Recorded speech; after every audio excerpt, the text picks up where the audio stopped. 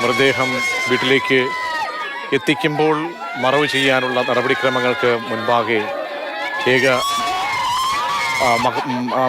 രണ്ട് മക്കളുടെ നിലവിളി ആണ് അവശേഷിക്കുന്ന 2 പേരാണ് ഇനി ബാക്കിയുള്ളത്. ആ കുടുംബത്തിൽ മക്കളുടെ നിലവിളിയാണ് കാണാൻ കഴിയുന്നത്.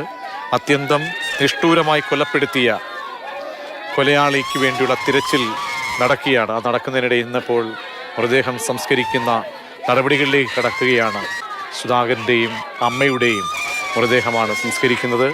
2 പേരെയും അരിഞ്ഞു വീഴ്ത്തിയതിൻ്റെ നടുക്കം വിട്ടുമാറുന്നതിന് മുൻപേ തന്നെയാണ് ഇപ്പോൾ സംസ്കാര ചടങ്ങുകളിലേക്ക് ഇൻക്വസ്റ്റ് നടപടികൾ, പോസ്റ്റ്മോർട്ടം നടപടികളൊക്കെ തന്നെ പൂർത്തിയാക്കി വീട്ടിലേക്ക് എത്തിച്ചിരിക്കുന്നത്. ഇൻക്വസ്റ്റ് നടപടികൾ, പോസ്റ്റ്മോർട്ടം റിപ്പോർട്ടിൽ നിന്നൊക്കെ പുറത്തേക്ക് വന്ന വിവരങ്ങൾ അത്യന്തം വേദനാജനകമായിരുന്നു. ആഴത്തിലുള്ള മുറിവുകൾ 2 പേരുടെയും ശരീരത്തിൽ പതിഞ്ഞിരുന്നു.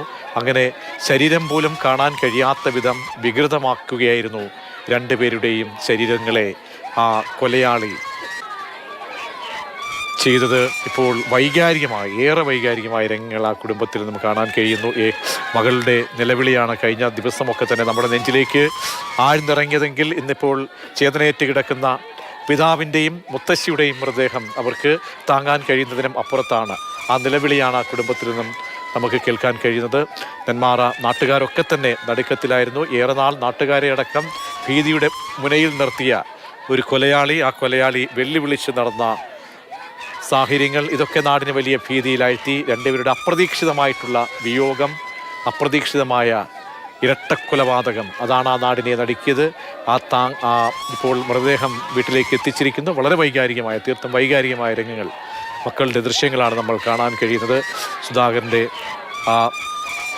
മക്കളുടെ നിലവിളിയാണ്. കാരണം പിതാവ് എല്ലാ ഞായറാഴ്ചയും അവധി ദിവസം വീട്ടിലേക്ക് വന്ന് തിരികെ ഡ്രൈവറായിരുന്നു സുധാകരൻ, തിരികെ പോകുമായിരുന്നു. മകള് വീട്ടിലില്ലായിരുന്നു. പേടിപ്പെട്ട് വീട്ടിലേക്ക് എത്താൻ പോലും കഴിയാത്ത ഒരു സ്ഥിതിയായിരുന്നു. അങ്ങനെ അച്ഛനെ ഒരു ഇടവേളയ്ക്ക് ശേഷം കാണുമ്പോൾ ചേതനയേറ്റ മൃതദേഹമാണ് കാണാൻ കഴിയുന്നത്. മകളുടെ നിലവിളി അത്യന്തം നമ്മളെ ഉള്ളുലയ്ക്കുന്നതാണ്. മക്കളുടെ നിലവിളിയാണ് ആ വീട്ടിൽ നിന്നും കേൾക്കാൻ കഴിയുന്നത്.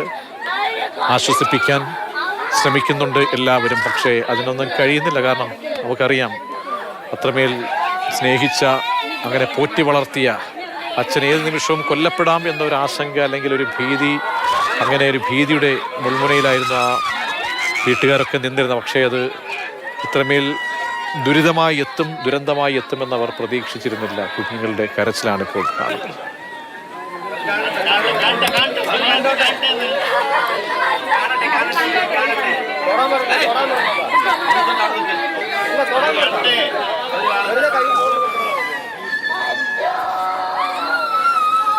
ഗൂഗിൾ കൂടി ചേരുന്നുണ്ട്. ഗൂഗിൾ, അതിവൈകാരികമായ രംഗങ്ങളാണ് കാണാൻ കഴിയുന്നത്. മകളുടെ അലമുറയിട്ടുള്ള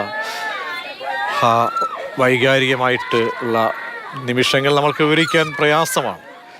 ഇനി എത്ര സമയം കൂടി മൃതദേഹം അവിടെ കാണാനുള്ള അവസരമുണ്ട് നാട്ടുകാർക്കൊക്കെ? പിന്നീട് സംസ്കാര ചടങ്ങുകൾ, അതിൻ്റെ സമയക്രമമൊക്കെ എങ്ങനെയാണ്? 3 മണിക്കാണ് മൃതദേഹം ഇവിടെ നിന്ന് കൊണ്ടുപോവുക. 3 മണിവരെയും ഇവിടെ പൊതുദർശനം ഉണ്ടാകും. അതിനുശേഷം 2 ശ്മശാനങ്ങളായിട്ടായിരിക്കും ഈ ഇത്തരത്തിലുള്ള അവസാന കർമ്മങ്ങൾ, സംസ്കാര ചടങ്ങുകൾ ഉണ്ടാവുക.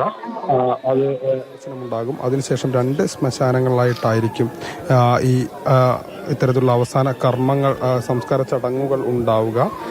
അത് ഈ ഒരേ സമയം തന്നെ ഒരു ശ്മശാനത്തിൽ രണ്ട് പേരെയും സംസ്കരിക്കാൻ കഴിയാത്തതിനാലാണ് ഇങ്ങനെ വക്കാവ്, എലവഞ്ചേരി എന്നീ 2 ശ്മശാനങ്ങളിൽ വെച്ച് മൃതദേഹങ്ങൾ സംസ്കരിക്കുക എന്നുള്ളതാണ് ബന്ധുക്കളും പ്രദേശവാസികളും പറഞ്ഞത്.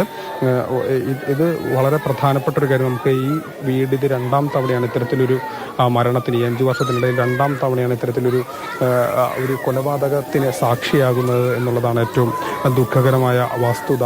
5 വർഷം മുൻപ് സുധാകരൻ്റെ ഭാര്യയായിരുന്നെങ്കിൽ ഇന്ന് സുധാകരനും അമ്മ ലക്ഷ്മിയും. അപ്പോൾ ആ രീതിയിൽ ഈ വളരെ ദുഃഖകരമായൊരു ഞെട്ടൽ എന്ന് തന്നെ ബന്ധുക്കൾക്ക് വേണമെങ്കിൽ പറയാം. കാരണം ഈ 5 വർഷത്തിനിടയിൽ ഒരാൾ തന്നെ ഒരു കുടുംബത്തിലെ 3 പേരെയും കൊലപ്പെടുത്തുന്നു എന്നുള്ളതാണ്.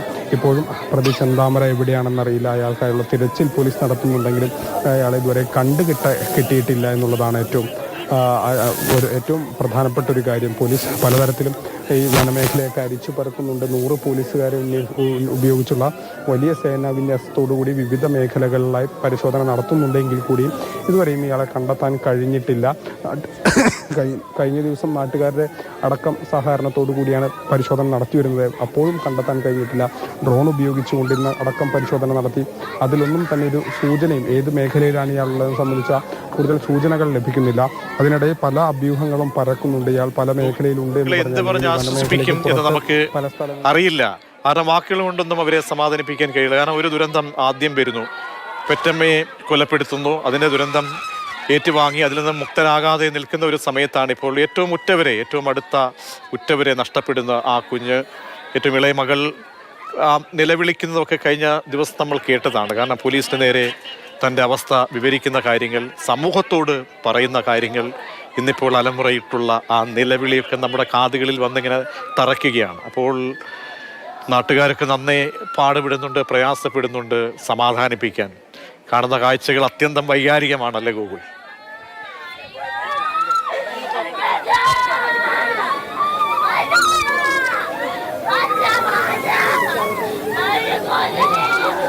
തീർച്ചയായും. അതായത് ഇതിൽ ഏറ്റവും വിഷമകരമായ കാര്യം എന്ന് പറഞ്ഞാൽ അഖില ഈ വീട്ടിലേക്ക് സാധാരണ, അതായത് ഏറ്റവും ഇളയ മകൾ അഖില ഒരു സ്വകാര്യ കോളേജിൽ പഠിക്കുകയാണ്. അഖില ഈ വീട്ടിലേക്ക് വരാറില്ല. അത് പ്രധാനമായും ചെന്താമരയെ പേടിച്ചുകൊണ്ടാണ്. 23-ാം തീയതി പോലീസിൽ ഒരു പരാതി നൽകുമ്പോഴും ആ കുട്ടിക്ക് ഒരു പ്രതീക്ഷയുണ്ടായിരുന്നു കാണും. കാരണം ഇതിൽ പോലീസ് ഇടപെടുമെന്നും തൻ്റെ കുടുംബം സുരക്ഷിതമാകുമെന്നും ഈ ചെന്താമരയിൽ നിന്നുള്ള ഭീഷണി ഒഴിവാക്കാൻ കഴിയുമെന്നും ഒക്കെയുള്ള ഒരു പ്രതീക്ഷയോടുകൂടിയായിരിക്കണം ആ കുട്ടി ആ പോലീസ് സ്റ്റേഷനിൽ പോയി പരാതി നൽകിയിട്ടുണ്ടാവുക. പക്ഷേ അതുണ്ടായില്ല. കുട്ടി പേടിച്ചതുപോലെ തന്നെ അച്ഛനെയും അമ്മുമ്മയെയും ഇയാൾ ചെന്താമര വകവരുത്തുമെന്ന ആ കുട്ടി ഭയന്നിരുന്നു. അത് തന്നെ അവസാനം സംഭവിക്കുകയും ചെയ്തു. അവൾ ഈ വീട്ടിലേക്ക് അഖില എത്താറില്ല. അതിന് പ്രധാനപ്പെട്ട കാരണമായി കഴിഞ്ഞ ദിവസമൊക്കെ തന്നെ പ്രതികരണത്തിൽ പറഞ്ഞത് ഇത്തരത്തിൽ തങ്ങളെ ഭീഷണിപ്പെടുത്തും അല്ലെങ്കിൽ തങ്ങളെ വകവരുത്തും ചെന്താമര എന്നുള്ളൊരു ഭയം ഞങ്ങൾക്കുണ്ട് എന്നുള്ളതാണ്. അത് തന്നെ അവസാനം വളരെ വിഷമത്തോടെ തന്നെ പറയാം, അത് തന്നെ അവസാനം സംഭവിച്ചു എന്നുള്ളതാണ്.